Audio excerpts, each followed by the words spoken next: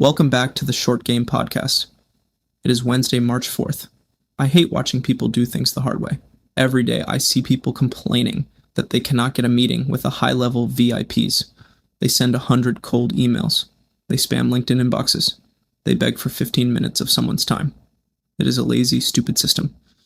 If you are asking someone for a favor before you have provided any value, you are a clown. Today we are reading the book that changes the game, Influence by Robert Cialdini. I'm Drew. I run NexYear. We do not beg CEOs for their time. We drop a high-end physical asset on their desk. We use the psychology of reciprocity to create a debt. We do not ask for the door to be opened. We force it open. Let's get into it. What's your name? My name is Tom Shelby. My name is Maximus Decimus Meridius. King Ragnar. That is my name. Yo soy Pablo Emilio Escobar Gaviria. I'm Batman. This is Jon Snow. He's king in the north. My name is Asax Schrader. The name's Bond. James Bond. Antonio Montana. My name is Patrick Payne. My name is Walter Hartwell White. My name is Gustavo, but you can call me Gus. Welcome back to episode 18 of the Leverage Week. Today we are diving deep into the realms of psychology, extreme focus, and the unfair advantages that separate the winners from the losers. I want to start today by roasting the spectators out there who constantly complain that cold calling and email outreach simply are not working for them anymore. These people will openly admit that they are spamming 1,000 cold emails to high-level VIPs every single week, just crossing their fingers and hoping that one person miraculously replies. Relying on a strategy like that is a lazy, stupid system that embodies the absolute definition of insanity. It is exactly the kind of spectator mentality that I have absolutely zero patience for. Operators do not sit around relying on hope to build their businesses. Operators rely on undeniable, calculated leverage. If your entire system consists of sending identical messages and begging a high-level CEO for 15 minutes of their valuable time, your system is fundamentally broken because it offers zero upfront value. You are just asking a complete stranger to do you a massive favor for no logical reason. Whenever I see people operating this way, it hits one of my biggest incompetence triggers. I genuinely hate people who make the business world harder and more annoying than it needs to be. You are the equivalent of a bad driver sitting in the fast lane, lacking all awareness and slowing everyone else down with your careless sloppiness. I value freedom and having absolutely no one telling me what to do. I want to own my time, build my own path, and never have to ask anyone for permission. You can never achieve that kind of total freedom if your entire business model is based on begging bureaucrats for a crumb of attention. I am built for competition, and I absolutely hate people who refuse to improve or think critically. You do not get a meeting with a powerful CEO by acting like a pathetic beggar. If you want to actually get inside the room, you have to trigger a psychological debt first. To understand exactly how to do that, we are looking at a brilliant book today called Influence, The Psychology of Persuasion by Dr. Robert Cialdini. Cialdini is an experimental social psychologist who literally went undercover for 3 years to infiltrate the training programs of sales organizations, advertisers, and fundraisers. He wanted to find out from the inside what psychological principles actually cause people to say yes. He categorized his findings into a few major weapons of automatic influence, but today we are strictly focusing on the absolute strongest one. We are talking about the psychology of reciprocity. The rule for reciprocation states that we are socially and psychologically obligated to try to repay, in kind, what another person has provided to us. If someone does us a favor, we are hardwired to feel a deep obligation to do them a favor in return. This is not just some modern, polite etiquette. This is deeply rooted in our evolutionary psychology. Cultural anthropologists like Richard Leakey and Robin Fox point out that this web of indebtedness is a uniquely human adaptive mechanism. It allowed our ancestors to divide labor, share resources, and create a cluster of interdependencies that bound individuals together into highly efficient survival units. It meant that one person could give away precious food or energy with the absolute confidence that it was not being lost permanently, because the system conferred such an extraordinary competitive advantage on human societies. We are heavily conditioned from birth to follow the reciprocity rule. We are taught that people who take without making any effort to give in return are moochers, ingrates, and welshers. Because there is such a general social distaste for individuals who violate this rule, we will go to incredible lengths to avoid being considered one of them. Receiving something valuable creates an extremely uncomfortable psychological debt that the brain desperately wants to clear at almost any cost. There is a mind-blowing historical story in Cialdini's book that proves just how powerful and irrational the sense of obligation can be. In 1985, the country of Ethiopia was suffering through what could justly be described as the greatest privation and starvation in the world. Its economy was completely ruined. Its food supply had been ravaged by years of drought, and its citizens were dying by the thousands every single day. Despite these horrific conditions, native officials of the Ethiopian Red Cross took $5,000 of their own desperately needed relief aid and sent it away. They sent that money halfway across the globe to help the victims of the 1985 earthquakes in Mexico City. When a journalist finally asked them why a starving nation would give away its money, the answer provided an eloquent validation of the reciprocity rule. The money was sent because Mexico had sent aid to Ethiopia 50 years earlier, when they were invaded by Italy in 1935. A half-century later, against all countervailing forces of acute famine and immediate self-interest, the overwhelming need to reciprocate a past favor completely triumphed. The need to clear that psychological debt was stronger than their need for their own survival. To understand how this overwhelming rule can be exploited, we have to look at an experiment performed by Professor Dennis Regan at Cornell University.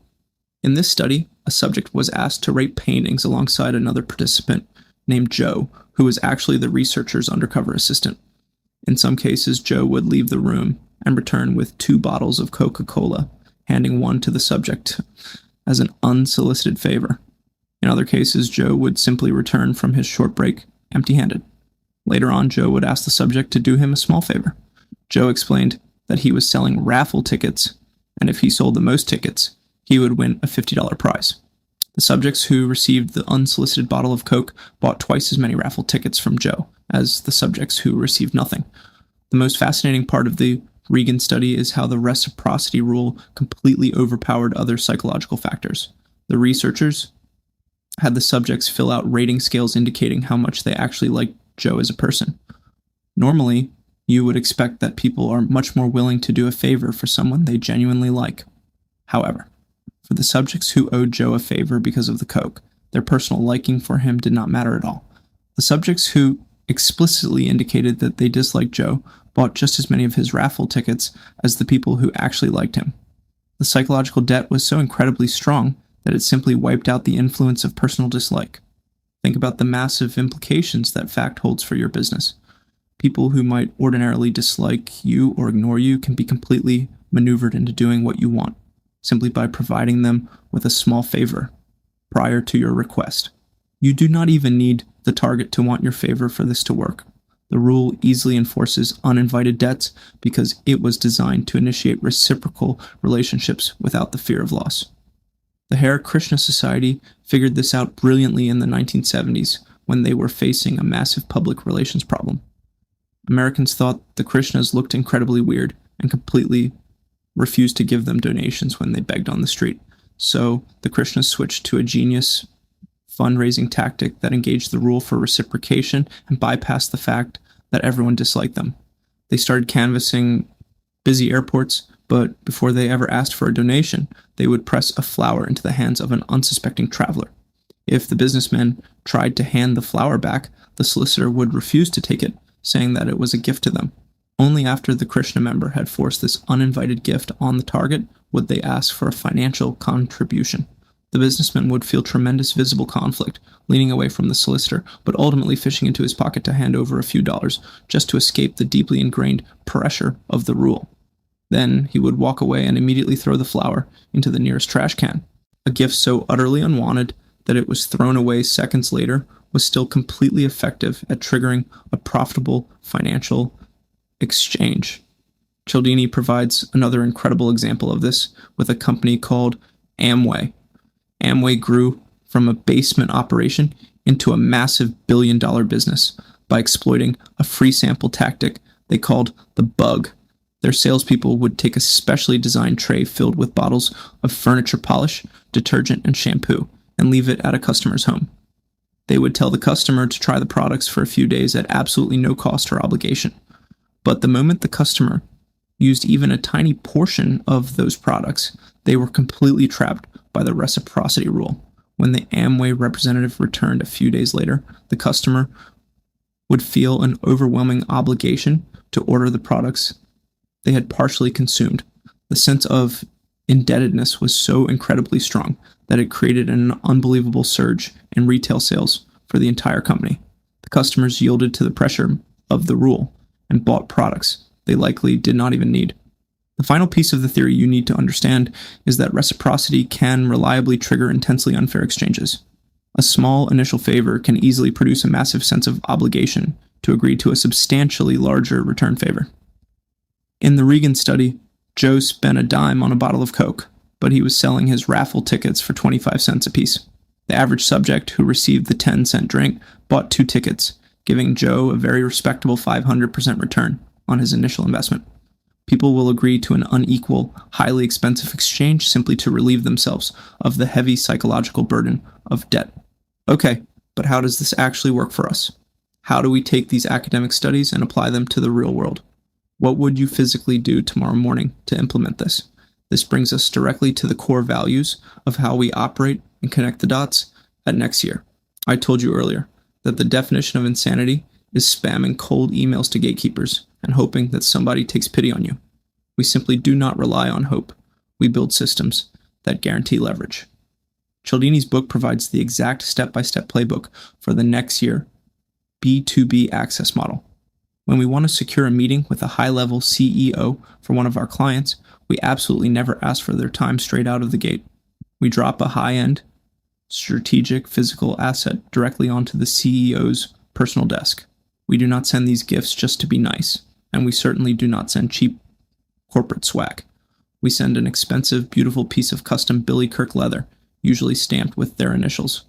This physical asset acts as a brilliant Trojan Horse that fundamentally changes the dynamic of the relationship.